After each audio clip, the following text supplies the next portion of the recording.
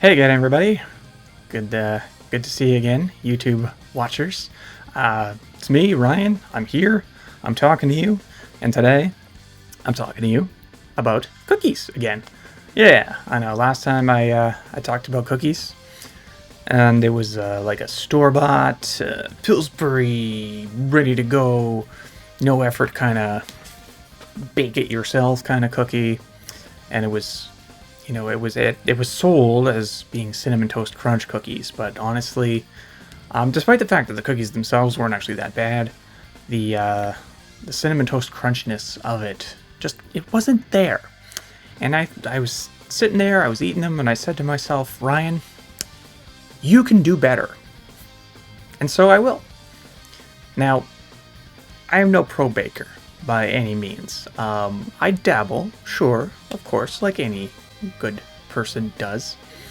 But I'm not like an exceptionally good baker. I'm okay, honestly. I make a pretty good pancake, I gotta say.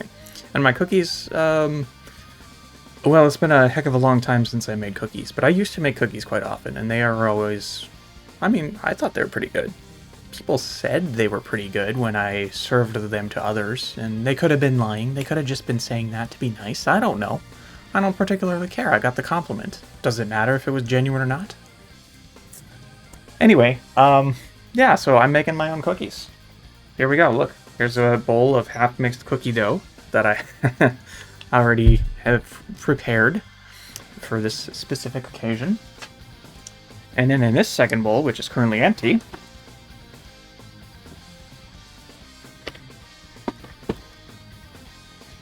Croque Cannelle cereal, also known as Cinnamon Toast Crunch if you are not French speaking. Just gonna load the bowl up here. That's probably too much, actually. It's funny, I used to put, last time I poured Cinnamon Toast Crunch into a mixing bowl, it was just to eat it as breakfast, because that's a thing I used to do as a kid. And I'm gonna try to crush these up a little bit here. Since I don't have a good tool for that, I'm using this ladle. It's a heavy ladle, so it's actually doing a really good job of this. Oh god, I poured way too much in here. I got caught up in the moment. It's not that I wasn't thinking ahead. It's not that I hadn't considered the consequences of my actions, because I like to try to do that when the situation affords me the time to do so. Of course, in life, that's not always possible. But what was I saying? Where was I going with this? Oh yeah, it's not that I hadn't really thought it through. I had considered what I was doing.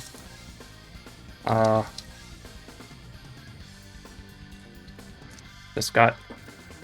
was so distracted by talking into the microphone, looking at the camera, that well, I ended up picking a big old bouquet of oopsie daisies. That's all right. That's all right.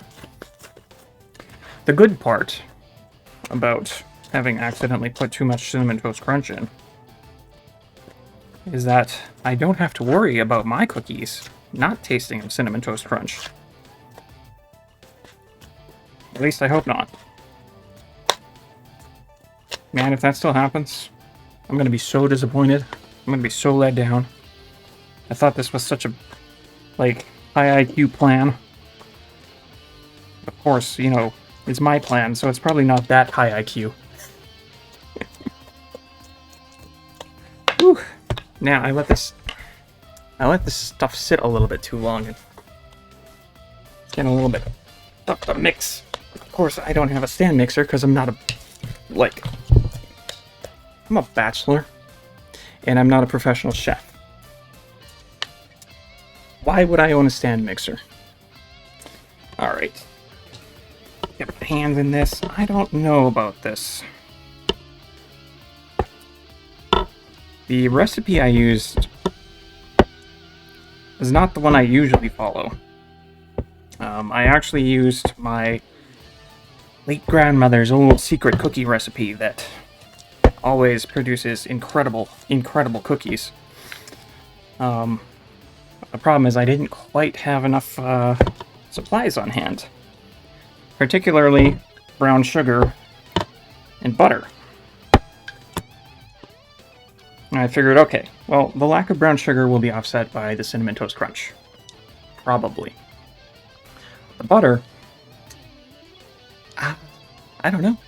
Like, I always use margarine instead of butter. I don't know what the difference really makes. I'm sure there's a bunch of really snooty people out there who's like, Oh, you don't use butter? Your cookies are probably disgusting. Bleh, I only take butter cookies. and yeah. To me, I don't care. Margarine's fine. The cookies come out tasting good. That's all I care about. And yeah, I only had like a little tub of margarine because I almost never use it for anything except like greasing a pan because I don't bake cookies anymore.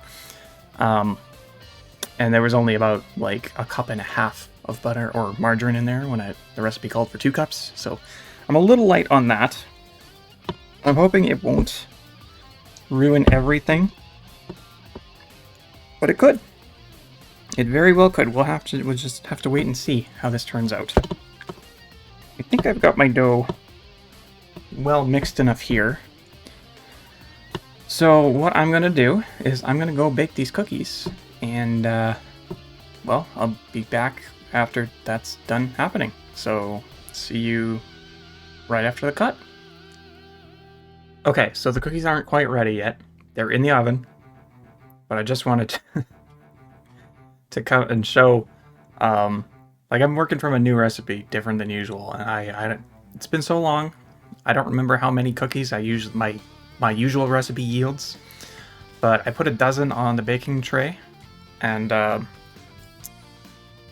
still got more than half the lump of dough left, so oh boy, I'm going to be at this for a while still.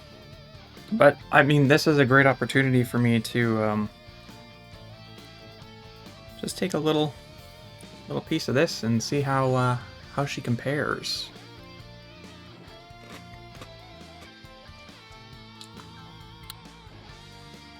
It's not bad.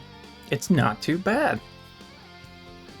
Normally I use a little bit of vanilla extract in my cookies, so that's definitely missing, and it's kind of freaking me out because I'm so used to it. But no, it's really good otherwise. Using the actual Cinnamon Toast Crunch cereal has definitely made it taste like actual Cinnamon Toast Crunch, which, like, no surprise, obviously. Anyway, now, after this next cut, we'll see the cookies. So here we go. Yeah, we got cookies. Delicious cookies. Here they are. Oh, at least they smell good. Right off the top of my head, pulling them out of the oven, putting them onto the plate, plating them, if you will, to use culinary verbiage. It seems like they might be a little bit dry. I'm a little bit concerned about that. But it might just be that they weren't, they hadn't set fully, completely yet. But they've been sitting for, I don't know, like probably 10 minutes now. So they should be good to go into my mouth, I'm hoping. Yeah, so there's not left to do. And I also used like a reasonable temperature in the oven for these cookies, unlike last time where it was super heated. So they came out a little less, shall we say, crispy than the previous batch. Like the previous batch from the previous video, not like another batch of these. The other batch of these is in the oven right now, actually. So we'll see. And then there's still some leftover dough, so I'm gonna have. It looks like it's good for another half, like 6 more, half dozen. So it's a good number of cookies. And if they're good, I will feed them to my family. If they are not good, I guess I'm stuck eating them all or throwing them in the trash. Though I will not do that because that would be very, very wasteful. And Well, I guess I've rambled enough. Nothing left to do but eat the cookie.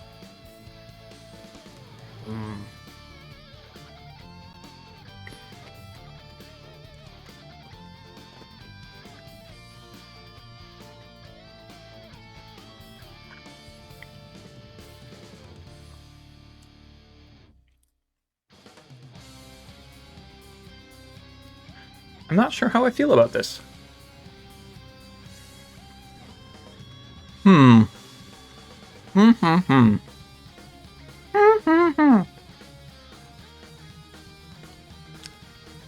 Okay. Cookie tastes good. Number one. It is yummy. It's sweet. It's good. And yet again, I guess it was not Pillsbury's fault. The Cinnamon Toast Crunch flavor has been baked out. Like, where is it? Where did it go? Does cinnamon not work in heat for some reason? How do you make anything with cinnamon in it that gets baked or anything?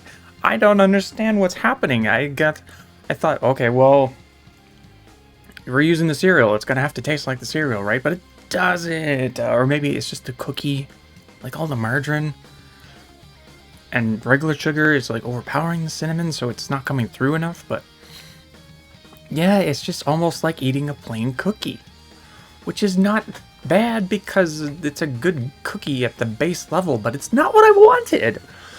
Ah, man. Maybe I better have another one just to make sure. Maybe that was just a bad one.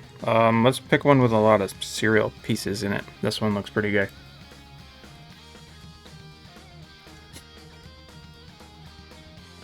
You see, it just came right in half. They are a little bit dry. I'll cop to that. Yeah, I mean, they're okay. They're okay. I am disappointed that they didn't turn out better. But I don't think it's a fail. I wouldn't call this an L in my book. Because I still make good cookies. Like, I'm not gonna feel like, oh god, I've gotta eat these things now. No, they're good. They're enjoyable. I'm enjoying them.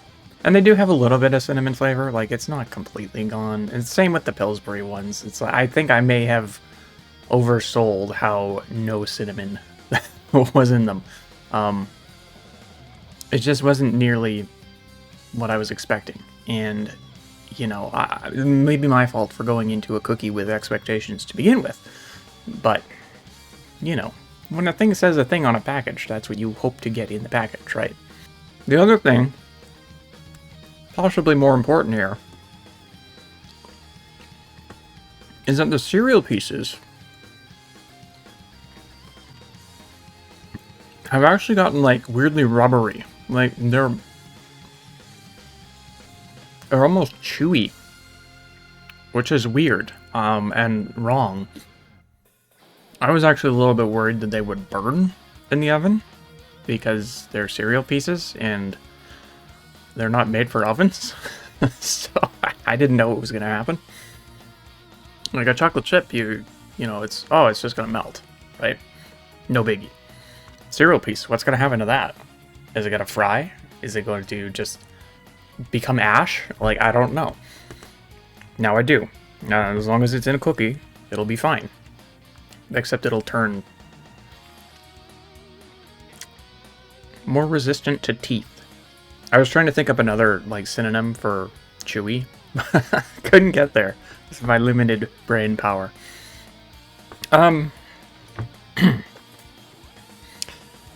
But yes, these are my Cinnamon Toast Crunch cookies. They are, in fact, made with Cinnamon Toast Crunch, but unfortunately, they don't taste all that much like Cinnamon Toast Crunch, so it was an experiment worth doing. Unfortunately, it did not yield the results that I had hoped for, which is too bad, but hey, c'est la vie, right? Here, I've baked another thing. I've put it on video for people to see forever into the future, and hooray. So, hopefully you enjoyed this video. Thank you very much for watching. and I will see you on the next one. Bye-bye.